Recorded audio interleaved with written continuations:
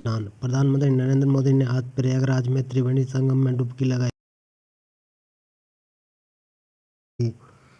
मोदी ने अकेले संगम में डुबकी लगाई और मंत्रोच्चार के बीच पूजा अर्चना अवसर पर बड़ी संख्या में भीड़ जुट गई थी। सेना प्रमुख जनरल उपेंद्र द्विवेदी ने किया मतदान। सेना प्रमुख जनरल उपेंद्र द्विवेदी ने दिल्ली विधानसभा चुनाव के लिए मतदान किया। उन्होंने मतदान के बाद मीडिया से बातचीत में चुनाव की शांतिपूर्ण संचालन की अपील की।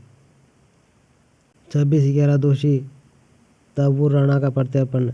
एनआईए की टीम आज अमेरिका जा रही है, जहां वे 26/11 दोषी तब्बूर राणा के प्रत्यर्पण की कार्रवाई करेंगे। युगांडा में इबोला वैक्सीन का क्लिनिकल ट्रायल शुरू। युगांडा में हाल ही में इबोला वायरस के नए प्रकोप के बाद इबोला वैक्सीन का क्लिनिकल ट्रायल शुरू किया गया है। यह ट्रायल एक नर्स की मौत के बाद शुरू हुआ है। नई दिल्ली विधानसभा चुनाव के लिए मतदान अब खत्म हो गया है। इस बार के चुनाव में आम आदमी पार्टी और भारतीय जनता पार्टी के बीच सीधा मुकाबला बताया जा रहा है। हालांकि कांग्रेस भी इस चुनाव में अपनी जमीन तलाशती दिख रही है।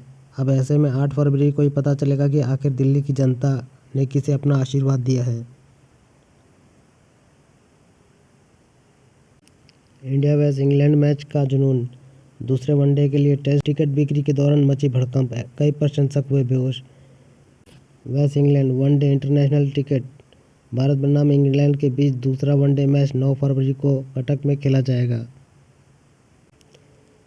कोलकाता रिलायंस इंडस्ट्रीज लिमिटेड के चेयरमैन मुकेश अंबानी ने बुधवार को इस दशक के अंत तक पश्चिम बंगाल 50,000 करोड़ रुपए के नए निवेश की घोषणा की। उन्होंने कहा कि इस निवेश से राज्य में 1 लाख नौकरियों का सृजन होगा। दिल्ली विधानसभा चुनाव 2025। दिल्ली की सभी 70 सीटों के लिए विधानसभा चुनाव होने वाले हैं। Delhi assembly election 2025। Election commission ने 7 जनवरी 2025 को दिल्ली विधानसभा चुनाव के कार्यक्रम की घोषणा की।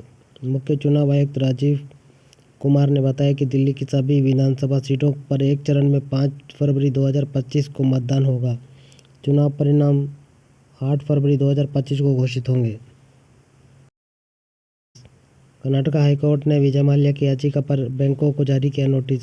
शराब कारोबारी विजय माल्या ने कर्नाटक उच्च न्यायालय में एक याचिका दायर कर दावा किया है कि बैंकों की ओर से वसूली गई राशि उनके द्वारा लिए गए कर्ज से कहीं अधिक है।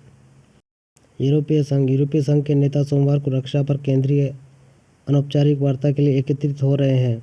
हालांकि अमेरिकी राष्ट्रपति डोनाल्ड ट्रंप की ओर से अभी तक कोई स्पष्ट संकेत नहीं मिला है। ट्रंप की ओर से अभी तक कोई स्पष्ट संकेत नहीं मिला है कि वह यूक्रेन पर रूस के युद्ध को समाप्त करने का इरादा कैसे रखते हैं।